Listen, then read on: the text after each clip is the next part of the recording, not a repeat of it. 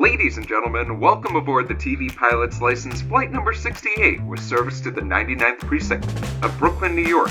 We ask that you please fasten your headphones, secure your podcasting device, and remember, on today's flight, there is an air marshal on board, and if you figure out who it is, they might let you play with their gun. Welcome to the TV Pilot's License. My name is Jeff Curvis, joined by Max Singer and Rich Inman. Happy New Year's, boys! Happy New Year. Are we doing Con Air? Is Con Air a TV show now? Can we just talk about Con Air for 90 minutes? Con Air to the TV show. Quick first pick for Max for the 2024 year-end review. It's funny you bring that up because while I was getting ready and preparing for this, I saw my first trailer for the Ted TV show, and I can't wait for that to be part of our 2024 year-end review. Not to wish it any ill will, but I'm just saying, like, a spade's a spade. I think you're gearing up. This is a year long prep for Jeff. I do have some huge TV research I've done though while we were on our little holiday break. I spent a lot of time. Max. I spent a lot of time with my two nieces, and I am happy to inform you the greatest show ever made is Bluey. Bluey is the greatest show ever made. Oh, great. Okay. I can't wait for us to do that. Well, today we're actually talking about Paw Patrol, so... Adult Paw Patrol. Well, boys, I am genuinely so excited to discuss Brooklyn Nine-Nine with the two of you. Nine-Nine? Yeah, ACAB, All Cops, Andre Braugher. Yeah, and, we are doing this episode in honor of the late, great Andre Braugher, who we definitely lost way too soon. And we'll definitely be talking about that throughout this episode for sure. But for folks who are joining because they maybe love this TV show, or folks who just found our podcast, Max, do you mind telling folks what we are all about? Welcome to our first episode of 2024 here at TV Pilot's License. We break down and analyze the pilot episodes of some of TV's most famous, or in some cases, infamous shows.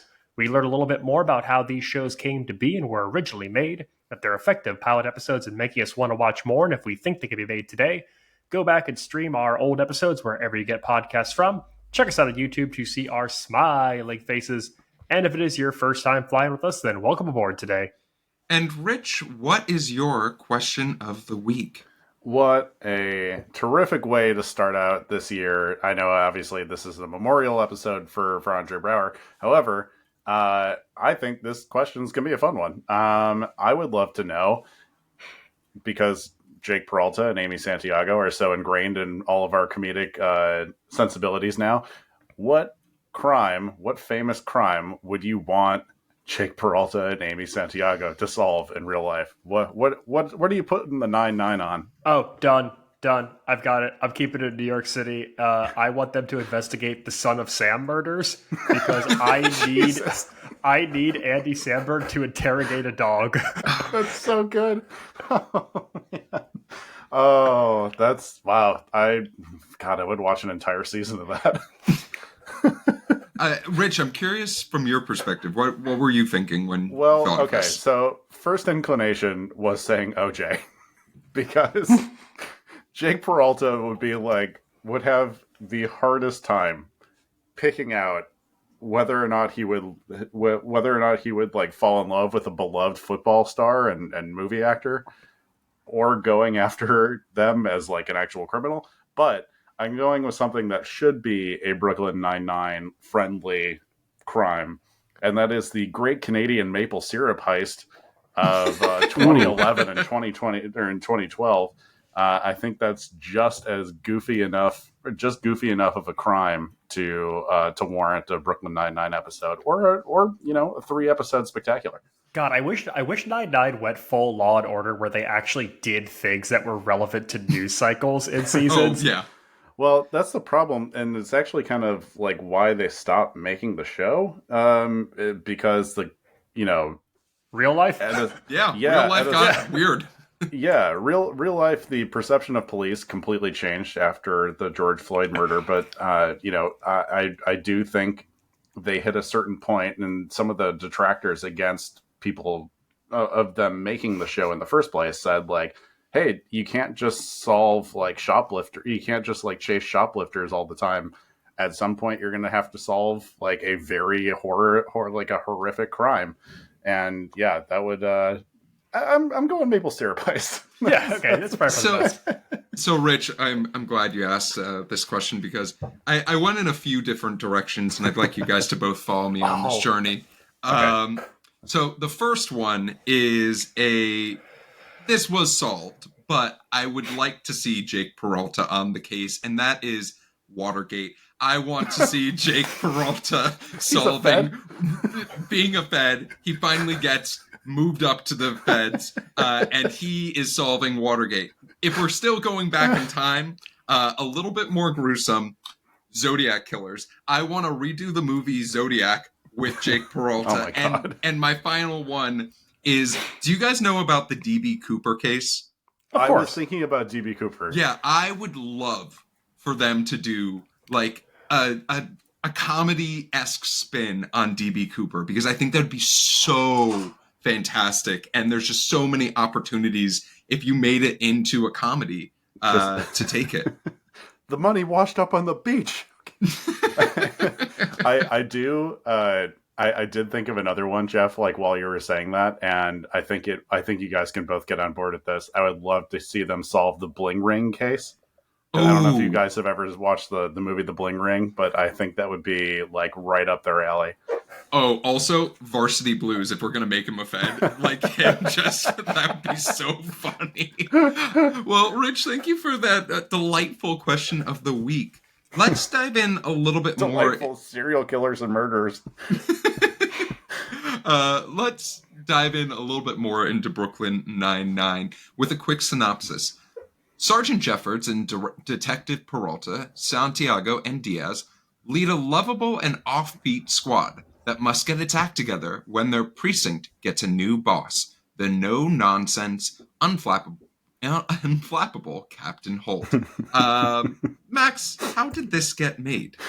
So today we are talking about the pilot of Brooklyn Nine-Nine, titled Pilot, which aired on September 17th, 2013 on Fox, and as an added bonus was also directed by the incredible duo of Phil Miller and Christopher Lord of So crazy. Clone High, Lego Movie, Should Have Been, Star Wars, Solo, whatever you want to call that. Incredibly successful duo. And the show itself, though, was created by the other dynamic duo of Mike Schur and Dan Gore. So Schur and Gore are old friends from their days at Harvard, and after graduation, both found success in comedy writing, with Gore working in Late Night at The Daily Show, Last Call with Carson Daly, and Late Night with Conan O'Brien, while Schur is known for his time writing for Saturday Night Live, The Office, and serving as a co-creator of Parks and Recreation at NBC. So Parks and Rec is actually the first re-teaming of Schur and Gore. Gore comes on and works on Parks and Rec as a writer, director, and producer, and the two set out to create a new series together under Schur's overall deal with Universal Television. They had in mind a workplace police comedy, a somewhat forgotten subgenre of TV comedy that spawned classics in the 70s and 80s like Barney Miller and Police Force. Police Force being the short-lived TV series that became the basis for the Naked Gun franchise. And they also want to apply the more dramatic procedural elements that had taken over like police TV in the 90s and 2000s. So on spec alone, Universal Television decides to take the pitch for this show all around town. It sparks a massive bidding war between the big four networks, with rights setting up at Fox, who outbid NBC. The show was bought with no cast, not even a finished script, nothing shot. Just on idea alone and the success of Parks and Rec, Fox went all in. Schur and Gore know they need the show to be anchored by a character that they said would be similar to Hawkeye Pierce from MASH, made famous by Alan Alda, essentially a character who doesn't take work seriously at all, but is incredibly gifted at their job. In the early casting process, the duo went to Andy Samberg, who at this point was a year and a half removed from SNL and beginning to star in feature films. And they were actually able to lure him into signing on to the show despite hesitations because of Amy Poehler's experience working on Parks and Rec, and basically convincing Andy that it was a lot less stressful than the week-to-week rigor of SNL. Fair. Yeah, sure is. The majority of his cast still signed on before any script was written, and many roles being specifically tailored to the cast who signed on. So this is a show that really evolved as a living organism with the people they brought on affecting the characters, the joke dynamics, bringing in people they've worked with in the past, like Chelsea Peretti, who was a writer on Parks and Rec, but wanted to be in front of the camera this time. Even Samberg having Parks and Rec experience as a park ranger in a few episodes of that. Or just flat out writing a role for Terry Crews and saying, can we get Terry Crews? And then you get Terry Crews. The show received an initial 13-episode commitment from Fox in May of 2013, and shortly after premiering was given a full 22-episode order. And that takes us to the bullpen. Yeah. Yeah, like, Max, I think it's so interesting that you bring up the idea that these characters were literally written for the people that rather than the other way around, because we so often hear, hey, this is the show, this is the character, this is the arc that we're thinking about doing. Hey, person, you have to fit what we're looking for rather than the other way around. And, you know, as we jump into this show, it's very much the other way. And you feel almost like these characters or the actors fit their characters like a glove. We start off on our first crime scene with this amazing, like, joke of the concept of the serious, like, beaten down cop with Jake Peralta in an electronics store talking to what many of us probably did in our youth, that camera that's just like there, so we're on all of the TVs. And instantly I remember, holy shit, they just started off with a bang and set the tone immediately of what this show was in comparison to every other cop procedural that we have on TV at this point in time. This show is such a love letter to cop films, undercover agent movies, like procedurals, and I think that's what makes it so effective is how much it trusts that source material, and if you play it straight, you'll get laughs. We just begin, like Jeff said, with our protagonist, Jake Peralta, giving this incredibly dramatic speech that we've heard a million times, because we have heard the speech before, and it's revealed that he's just doing the Johnny Depp speech to Anne Heche from Donnie Brasco. Yeah, I think this first scene sets two things in motion that are going to be so important to the success of this show. Number one, that Jake is a man-child, and that, that is like an important writing thing too, is like to make your protagonists good at what they do. It is really like, if it was based on Hawkeye, like it's such a perfect comparison. He is going to screw around, but ultimately he is probably one of the best people that they have on the force. And number two, the competition between him and Amy is so thoroughly set throughout every single episode of this show. And it really is like the basis of their own relationship together. No spoilers. But yeah, I mean, I really do think that both of those things were so quickly and so like efficiently established in the top of the show. Yeah, and I think they also do a great job of, Max, you have that message about like the savant, someone who's just naturally so gifted. And we have that instance where, there was a nanny cam, found it, figured out who it was. This case has been solved immediately, to give us that, hey, it's not just a bumbling idiot. Because there's so many of that shows where it's like, hey, let's just use Parks and Rec. Here's Chris Pratt. And Chris Pratt is going to play Chris Pratt. And we're all going to laugh because Chris Pratt plays the idiot and he's not good at anything. With this juxtaposition of, here's Andy Samberg, who's very funny and a man-child still, but also amazing at this job. And we can immediately tell and have that credibility to go with us. Well, I think the best example of this is, like Richie said, he solves this case in this electronics store using a nanny cam hidden in a teddy bear, but then proceeds to use the evidence to make a like teddy bear puppet to dramatically confess, fake love to Detective Santiago. And it's like he's incredibly gifted, but he's also probably mishandling evidence at the same time. I think you're dancing like a really difficult line in this show too, like even starting out, because even if it is like, people love police procedurals, like Law and Order is obviously one of the most successful franchises of all time. But also the perception of the police is like, all of those are dramas. There's not really like a lot of comic relief on the Law and Order shows. And you have to really, you have to create a lovable cop who's also kind of a doofus and is like legitimately funny. Otherwise, this show is like you can so easily have a bad taste in your mouth from this. Yeah, because NYPD Blue showed us butts, but they weren't comedy butts; they were dramatic butts. Yeah, it was a wild cold open. Did you guys find it off-putting? Because I know I'm a gigantic fan of this show, and I believe both of you guys are fans of the show as well. Not having the actual Brooklyn Nine-Nine theme music and intro at the beginning, because I was just like, oh wow, this is very much pilot, where we do not have everything set and ready to go for this yet.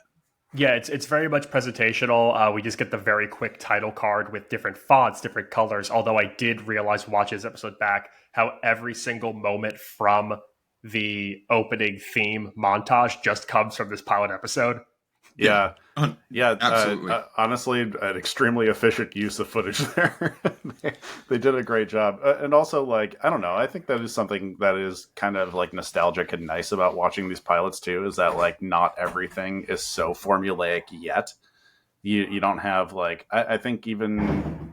I mean, you get the if we're talking in comparison, Fresh Prince, you get the very first really long title song. You get the full song, which is amazing. Sure.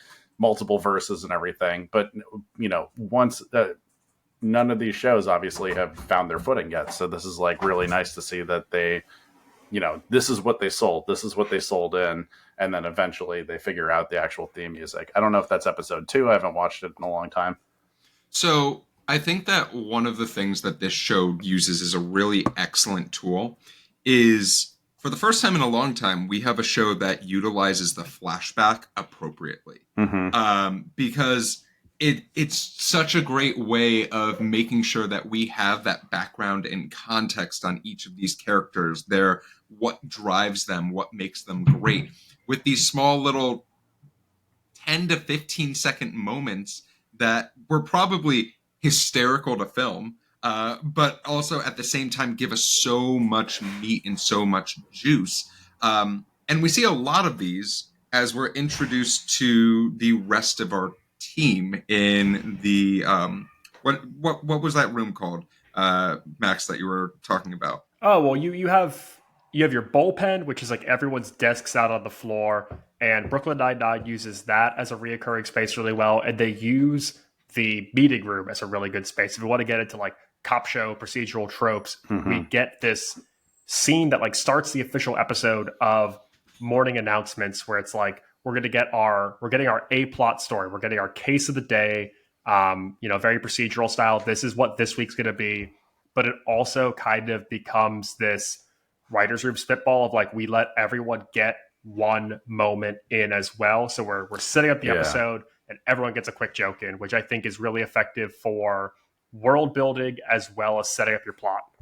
They do a really good job of that both here and in Reno 911, where it's just okay, all of the facts of this show are going to be right here. No one needs to be clued in. No one's going to have to repeat themselves. And then also the ping-ponging back and forth is perfect cold open fodder, and they use that almost throughout the entire show. Yeah, the timing. Reno 911 uses it all the time. The timing on the show is fantastic, and we find out, hey, we're going to get our new commanding officer coming in, and it's the Passover rule of pilot writing, which is why is today different from all other days? Why is today special? Yeah, and we meet Captain Holt in just this fantastic moment. Yeah, maybe it's a little bit cliche of I'm talking about the person and they're right behind me and I don't see them. But I love just the presence that was brought to this character, because there's almost this majesty that Andre Braugher brought to the room when you see him and you're like, oh, this man runs the entire building. I instantly believe him. He hasn't even said a word. There's just a presence that he brought to it. And what ensues of finding out and using our exposition device of Jeffords to talk about what's happening, what is everyone's weakness, what's the big thing about them. was just so delightful and such great writing. Were there any expositions or flashbacks that you both enjoyed? I mean, for me, I think this scene of Terry giving the one-liners for everyone in the precinct is one of my favorite scenes of any comedy pilot because it gives you just blatantly stated character one-liners that would be on like an audition sheet, as well as the background work that an actor would do when it's like, okay, like why do you think your character is this way? And the one that I love is Amy Santiago's, where they say that she has 7 brothers and that's why she's always so competitive and like has to be the best at everything, because it's not an easy thing to cleanly state, like to have a character say, but it's the kind of thing that an actor would do in their own homework, and sure and gore find ways to incorporate those lines in there. If we're also going to just talk about like cop show tropes, you can't get a better one than having the straight man played by Andre Braugher from Homicide: Life on the Street. Like if everyone else is going to be a comedian that you know from Parks and Rec and Wet Hot American Summer, get the best possible freaking straight man you can and have him just point at photos and say things like chubby cheeks, and it works. It kills. So yeah, he really like. I mean, he eventually becomes like just the most like devastating joke written character on the show, which is such a big turn from this episode. He really doesn't have that many joke opportunities, but yeah, I mean, the exposition dump of him just basically running down all the cast, like the characters, their backstories, what their wants are, why are they like this. It's so perfectly done. Again, extremely succinct writing.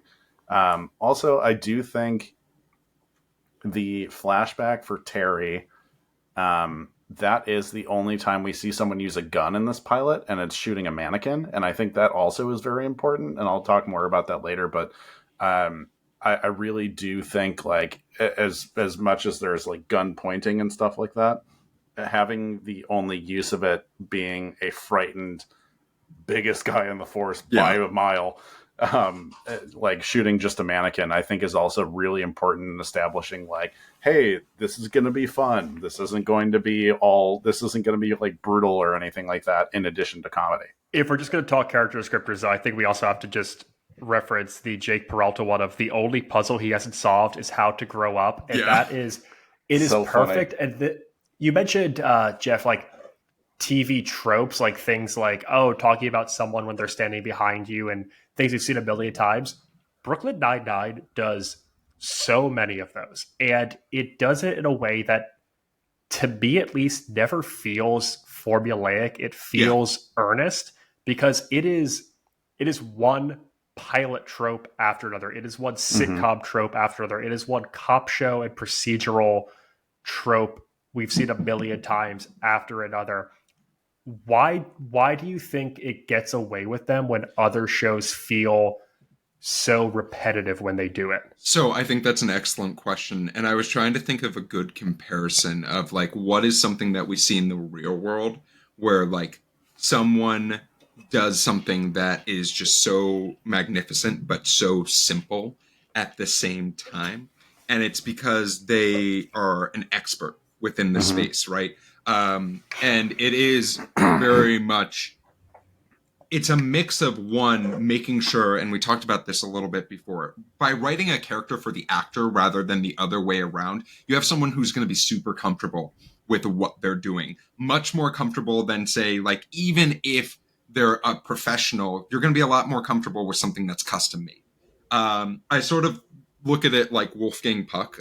He has this great line about the idea of, you can tell a good chef by if they can make an omelet, right? And Wolfgang Puck can make a lot of great dishes, like things that are a lot more complicated than an omelet. But when he makes a fucking omelet, you're going to like almost shit your pants of how good that is. I got kicked out of Spago for doing that. Yeah, no, they you're not allowed back. They took down the omelet station. But I think that by having every person know their role and having writers take these things and say, oh, we have professionals doing these. We're not trying to get some up and coming actor or actress to play these. These are people who've done this 1,000 times and now know their craft. That's an amazing thing. One other thing that I wanted to bring up, and one of the things that I think was so fun about bringing a dramatic actor like Andre Braugher on, is this show is like the TV version of the Muppets Christmas Carol, where you have a very serious actor surrounded by buffoonery. And it makes it so fucking delightful. Like, it just makes it so much more fun than if we just had any random... Like, later in the show, Will Arnett comes in to be the commanding officer. And that's fun. It doesn't have the same gravitas. It doesn't have that same punch or impact because it's another buffoon amongst buffoons. I think that's a really good comparison, though, Jeff, to draw Andre Braugher to Michael Caine in Muppets Christmas Carol, where it's, Caine plays it like Royal Shakespeare Company. Exactly. And he never winks at the camera. He never nods to what's going on. He plays it very straight. And Andre Braugher is the exact same thing, where the lines they give him are incredibly comedic, but they work. There may be some of the most ridiculous lines in this pilot at times, but they work because he never like winks at it. And I think that Brooklyn Nine-Nine sets up a really fun rule here with how the cops are all the detectives are all really good at their jobs, even though they do these silly lampoonish things. And then we meet Gina Linetti, who bursts into the office asking for 6 demands from Captain Holt. And they set up very clearly by saying that Gina is a civilian administrator. And I think it's key they say civilian there because it sets up the rule in 9-9 that the regular people, the civilians, can be ridiculous. They could be bad at things. And we see that when we meet suspects on door knocks, when we meet people in the street, the civilians could be as goofy as they want, and they don't need to be good at their job, but the detectives do. And that's a really clear distinction they make. Like, just as an example, if you watch this pilot, Fred Armisen is in this pilot for a solid 20 seconds. Malignos. And it's some of the funniest, like, it's one of the funnier things in this pilot amongst a million great jokes. And it's the idea of, not everyone is a stable human being in Brooklyn, New York, right? Like, people are fucking maniacs, like, we have our crime of the day. And we could sure talk about that, but the beauty of Brooklyn Nine-Nine is in the characters. It's in how well everything is written. And if you want to watch this pilot, go and watch it. Find it on Peacock. I beg of you. But I think that for the three of us, it's more so looking at how masterfully done this pilot was in bringing together so many differently written characters and making it so harmonious to this point. Should we briefly break down the A plot and the B plot? Max, why don't you break down the A plot? Because I think it is something that you would really love, especially, Ham. I do love ham. I do love hamon. So the A plot is a really established, respected, fine foods broker, we'll call him. Yeah. It's like, did you ever watch the movie Pig with Nicolas Cage? Is found dead in his apartment, and there is an investigation happening over the theft and illegal sale of really high-end Spanish jamons, which leads to your typical cop beats of, we're going to investigate the crime scene, we're going to do door knocking, we're going to have a run-in with a potential perp, which leads to them getting away because of a lesson that our protagonist needs to learn. And then finally, the big cop stakeout, which leads to catching our villain and everyone learning to work together. And even though a man died, we get the bad guy behind bars at the end, and the jamons have been secured. And then as far as the B plot, like, there's a couple options here, right? We have the B plot of Peralta getting used to a new authority figure.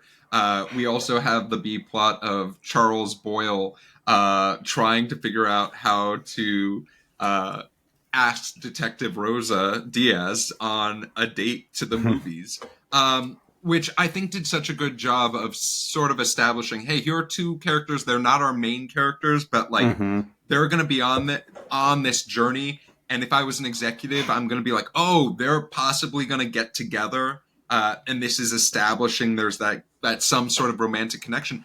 But I don't really even care about the romantic connection. I just love the chemistry between Stephanie Beatriz and Lo Truglio. I think I said that right, but Lo Truglio also has like the best physical comedy in the 100%. show. I mean, like I'm not normally like I think sometimes like slapstick is cheap, but they just like he did a lot in his flashback of him hitting his head and then hitting his like I'm trying to remember precisely what the word is, but I think he said "ow my head" like 4 times and then just kept smashing his body back and forth between cabinetry. My head, my muffin, my head, my muffin. Yes, and then stepping on his muffin. And I'm like, okay, there's literally that guy got a 2-sentence line read in and just had to make a meal out of it and did a really good job of it.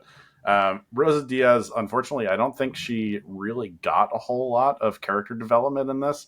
It felt like they were like, okay, we need someone who's like a little bit more grizzled of a policeman, and I really do think like they just kind of left the door open. They're like, we'll figure it out episodes 2 through 22. Yeah, but that's the pilot of it all, where it's like you have to figure out who you're going to focus on. You know, Terry is our commanding officer here, so we need to spend time with him. Ray Holt is our new captain. We spend time with him. Charles is Jake's partner, so we need to spend time with, the sidestick, the slapstick character. Mm-hmm. And then, we get little bits and pieces of people throughout the office as well, but you can only spend so much time with people without it feeling dragged down. And I think they give everyone just a moment to show you this is our broader ensemble, but they do a good job of delegating who gets the screen time, in my opinion. So one thing, and it's not part of our A plot, it's more of our B plot, but I thought it was super important, was we find out why Holt hasn't been made captain of a precinct. And I thought this was one of the things that I think Brooklyn Nine-Nine does, and if you continue watching the show, you will find, is they cover sensitive topics better than anyone out there. Yeah. It's something that they hang their hat on. It's one of the reasons why Rich alluded to it. The show ended earlier than some people wanted, but it's just something that they automatically stake their claim on. Hey, yeah, the captain, he's gay, and he was basically, there was a glass ceiling that was put over him because he was gay. And now is his chance, and he wants to show he can be a great captain, no matter his sexual orientation. 2 things to the Holt reveal. One, you get obviously the joke of the only person who clocked it is Gina Linetti, which is, hilarious and kind of goes against the civilians being the idiots rule.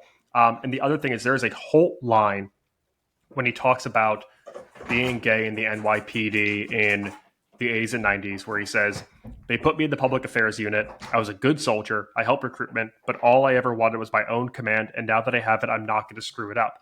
And I think that while this show, you have to tread the line of how we perceive police and how that dynamic has changed in recent years. Yeah. But I think 9-9 also acknowledges that it's a flawed system.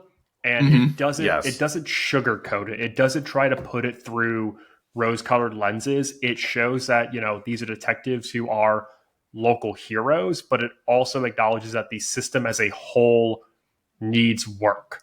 It is a little bit of a West Wing effect where they kind of write into these plot lines like the Vox Populi, basically, where they're like, yeah, I wish that some of these police precincts would go after the bad apples and stuff like that.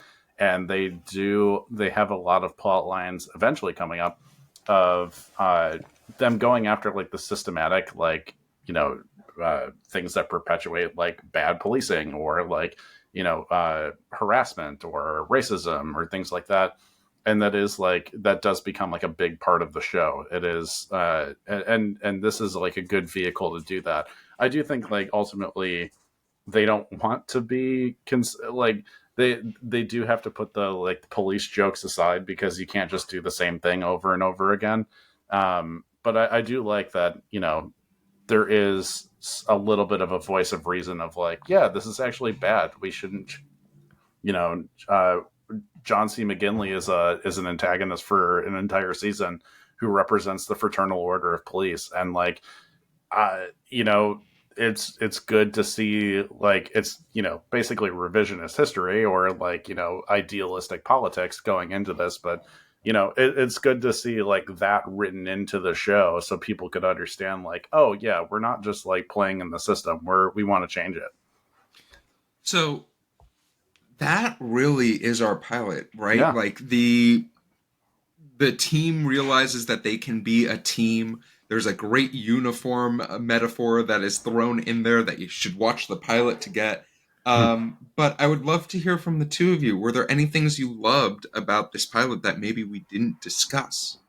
The flashback to Captain Holt catching the Disco Strangler in 1981. That was so funny. Such a fun 5-second gag to film. I love the commitment to the period costumes they got for what could so easily be a throwaway line.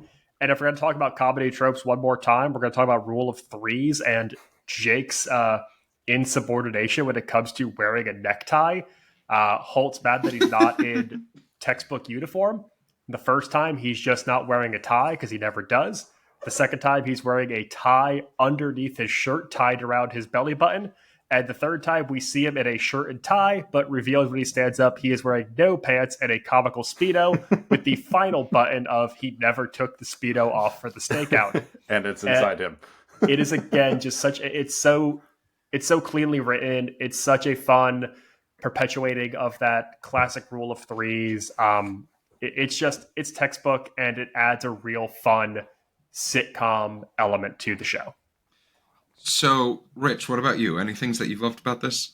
Yeah, I mean, the character development for the characters that they have chosen to give backstories to and wants and needs to, I think are so clear and so open-ended and so easy to play off of. I think they just did, like, they made some, like, really, really good choices. Like, ultimately, you get to hear why Raymond Holt wanted to be a captain specifically for this precinct. He also has established his need of like, he wants to have the absolute best precinct. And I love that a lot, but also like even him being this kind of like, this kind of being like a hard ass, like a stickler for the rules, like wanting things done a certain way. He's very OCD about stuff. He also reveals at the end of the episode when Jake says that he's wearing the Speedo that he's down for the joke too. As long as they're getting their work done, as long as they're successful, he's down to screw around, which is ultimately like what he loved so much about his previous captain, that they just let him screw around. And it is like very a work hard, play hard mentality for him, which is lovely. I think they did a really good job. Also, I think the no guns on people thing was a very smart choice.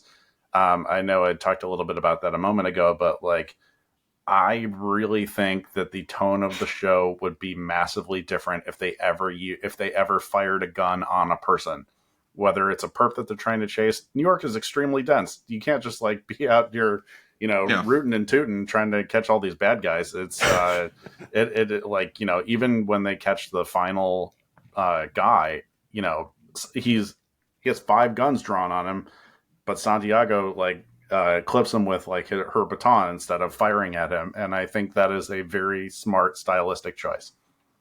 So one thing that I loved about the show, and it's just a quick joke, and it was such a throwaway line, but it was such a good one. They introduce, when Terry is introducing the, everyone who's all the detectives, he says, yeah, there's Sully and Hitchcock.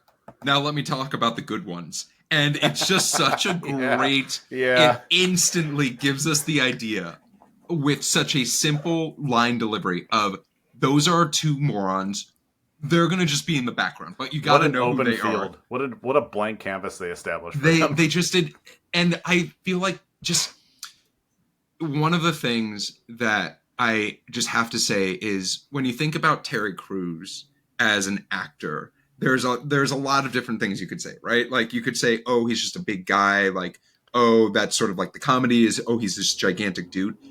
If you don't nail that section, that exposition of in this pilot, I don't think this pilot is nearly as good. So like applause to Terry Crews for absolutely killing it. I'm not going to say he made Brooklyn Nine-Nine what it was, but he made this pilot so much better than it could have been if we did not get that exposition device. But that just goes back to the same thing again, where it's like you have to play it so straight. And like what Terry Crews and Andre Braugher do is they lend that gravitas that feels at home in Law and Order and NYPD Blue and The Shield or whatever else. And because they do it unwaveringly and they give these amazing line readings when describing the detectives, then you can do the other jokes. And it's like they ground this whole thing in such a unique way to a sitcom of its magnitude. So I'm genuinely curious. Did either of you have any wait a minute moments when it came to this pilot? What happened to Detective Daniels? When we're getting around the horn, there's a third. There's a woman detective, Detective Daniels, with Scully and Hitchcock. We see her in the morning meetings. She gets a descriptor from Terry Crews, and we never see her again. Is she okay? Is she okay? Did she retire and go to the private sector? I need to know what happened to Detective Daniels. She's the house assistant in Golden Girls, man. She'll never be seen again. Yeah, so it appears that Detective Daniels was written off after the pilot. And she got like no lines, so yeah, in one of those moments where it's like you were in the pilot and then you never appeared again. Rich, any wait a minute moments for you in this pilot? Oh, I don't think I have a single thing. Like, this is such a clear-cut, efficient, like, joke-heavy pilot. They did such a good job setting up this universe. I don't think I have a single note. Make it longer. That's my wait a minute moment. No, stop doing hour-long comedies. Yeah, don't do that. So I actually have a really fun in-flight question. We'll talk about how frequent flyers can submit those in-flight questions later at the end of the podcast. But if you are a fan of this show, you remember that there was a crossover between Brooklyn Nine-Nine and New Girl starring Zooey Deschanel. And This frequent flyer asked, what other show do you want Brooklyn Nine-Nine to have been crossovered with? Oh, Law and Order SVU for sure. Max, what about you? Oh gosh. I mean, yeah, I think any police procedural for sure. Yeah, I don't know. Columbo. Columbo's a great answer. I want 911 because I could just only imagine Jake Peralta like being on a fire truck just screaming the entire time. Wait, I have a question. Does Fred Armisen's character of Melipnos exist in the universe of Girls? Because that's what I want to see. I want to see just specifically Melipnos in Girls. I think that's a really solid question. Portlandia would also be a very good answer, by the way. Like that would be. Would Melipnos have an arc where he dates Hannah? Maybe no, she can't afford rent. He's dating Jessa. Yes. Oh my god. Well, thank you so much for that in-flight question. We'll talk about how to submit those later in the show. Let's talk about the history of Brooklyn Nine-Nine. There were 8 seasons and 153 episodes. The first 5 seasons of the show were on Fox. It was unfortunately canceled by Fox, but the wild part, it was picked up by NBC 30 hours later. Which is wild. It was basically known that Fox was going to drop it, and NBC and TBS were both talking to Fox about... Did it have like a Seinfeld thing where they were like, the creator of the show left, and then they were like, quality dropped off, and then they came back with NBC? From my understanding, it was more of an executive decision on that, which is disappointing. But man, NBC watching the waiver wire quicker than Jeff Curtis in fantasy football. Hell yeah, that's why I'm in the championships. But the interesting part was Robert Greenblatt, who was the chairman of NBC at this time, basically said that this was him admitting to a mistake of not paying enough money to get Brooklyn Nine-Nine when they originally had the chance and making do for that gigantic error. There were calls for the show to get more than 8 seasons. But based off of the events of 2020, the creators of the show very simply said, we need to stop at 8. We need to have a true ending to this story based off of everything that's happening, speak to things appropriately, but what's done is done. What's super interesting is even though this show is beloved, it wasn't really the most watched show. The highest it ever got was 98 out of all shows that premiered in a year. That was its first season. And its second season had its highest numbers with 4.87 million. And Max, that does include DVR. So watching it recorded or watching it on a platform. Are these our first TiVo numbers on the history?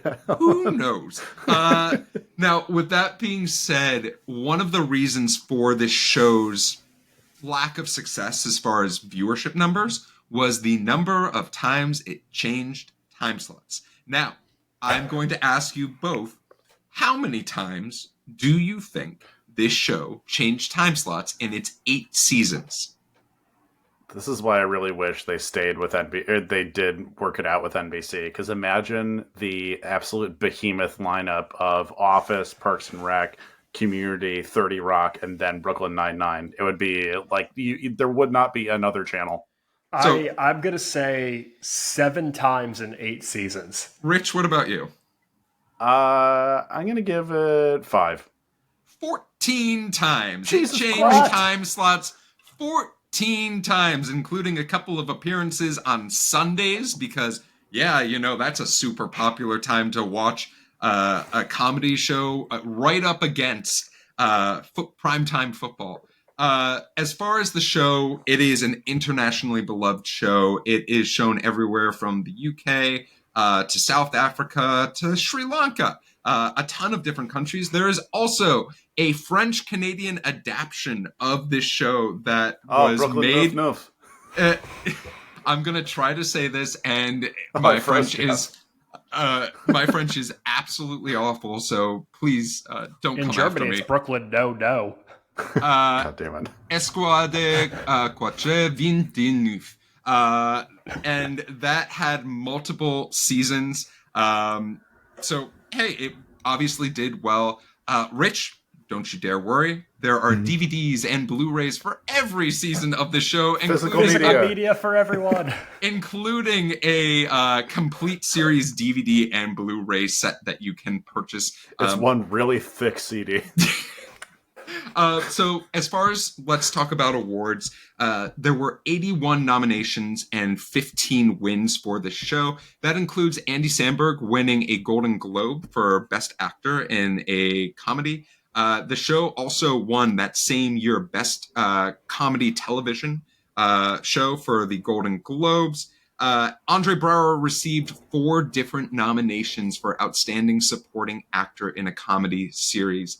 Nice. And he actually also won a Critics' Choice Award for said role. And, you know, that is the history of this show. With that being said, Max, do you have something to say before? Yeah, did we you go guys to ever Rich's hear Game the of the Week? story when they canceled this, that of what Mike Schur and Dan Gorson they like jokingly considered doing for the final season when it came back after the COVID hiatus? No. What? They joked that they were just gonna like universe hop and make everyone a mailman and never address it. No. You have to address it. It's the post office. Oh my God. Got God him. damn it. Well, with that being said, Rich, it's time for your Game of the Week. Minus Max. Max All has right, to Jeff, go. these are 3 questions for you.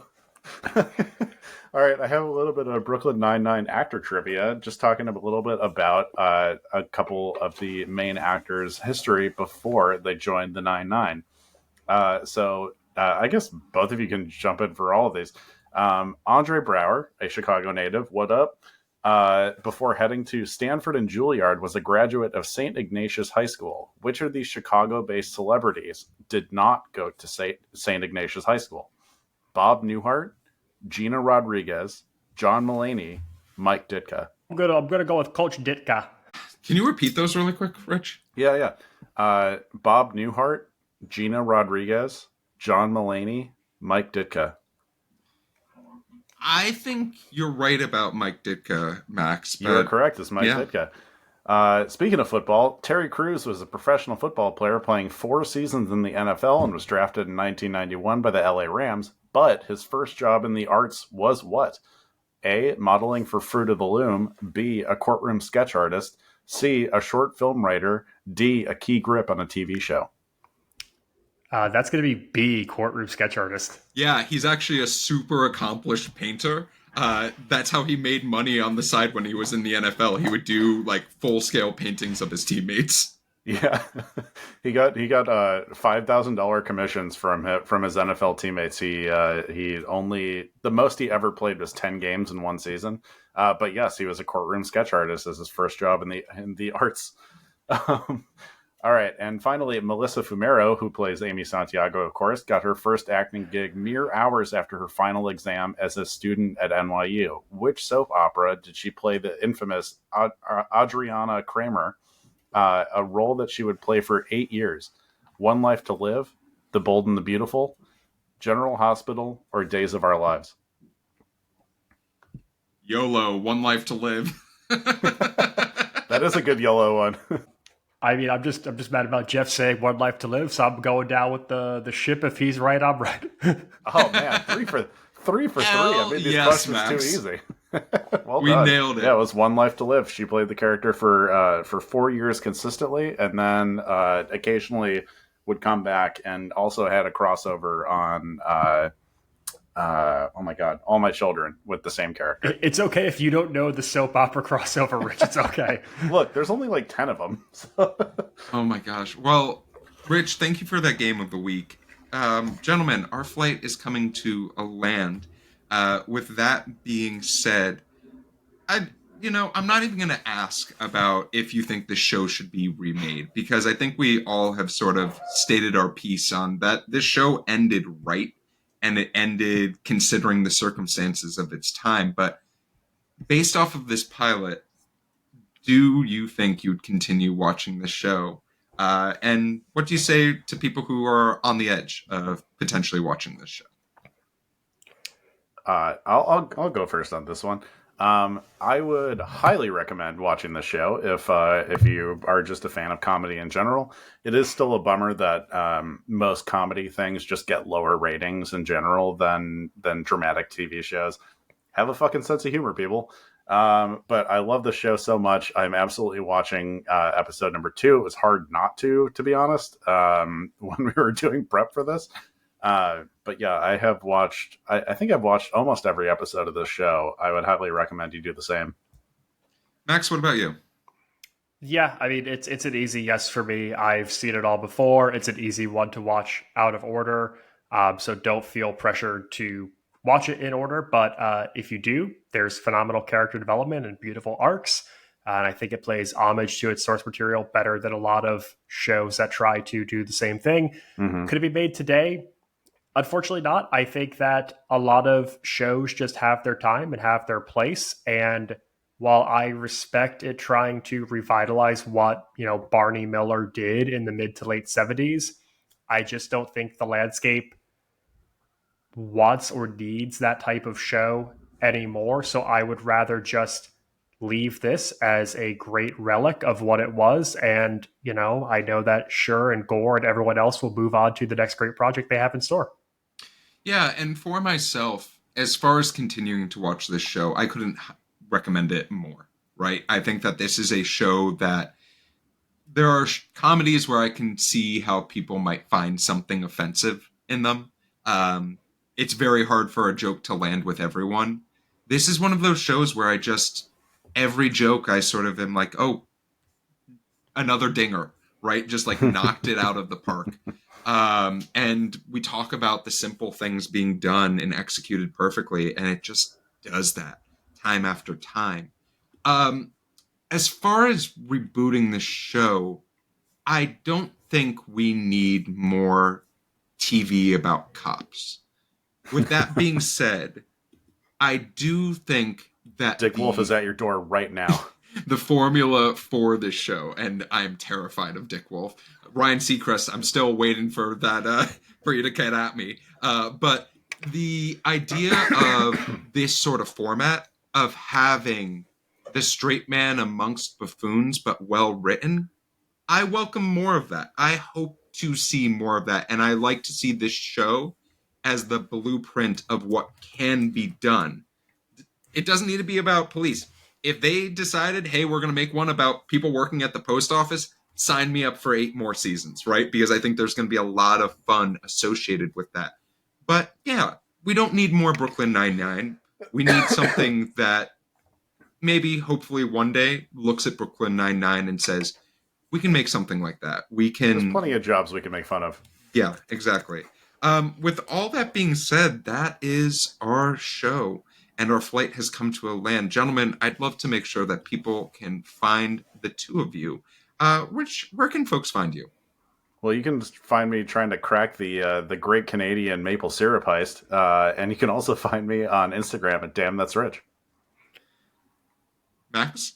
You could catch me enjoying a scoop of hazelnut, and on all things social media at Maxwell Singh. Catch a original sketch comedy for myself and Rich over on TikTok at Dadwagon Comedy.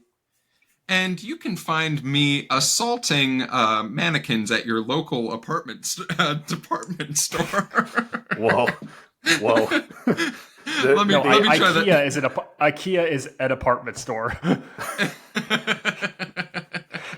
But if you're looking for me on social media, you can find me at RunJeffRun. If you're looking for the TV Pilot's License, you can find us anywhere you listen to podcasts, as well as social media at TV Pilot's License. If you have a question about the show or for our next episode, you can shoot us an email at tvpilotslicense@gmail.com or give us a call at 213-290-1713.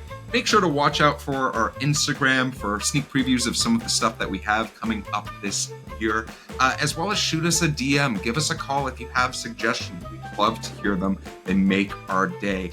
But with the plane landed and the seatbelt sign off, we look forward to flying the bright skies of the TV world with you again soon. And until then, 9-9?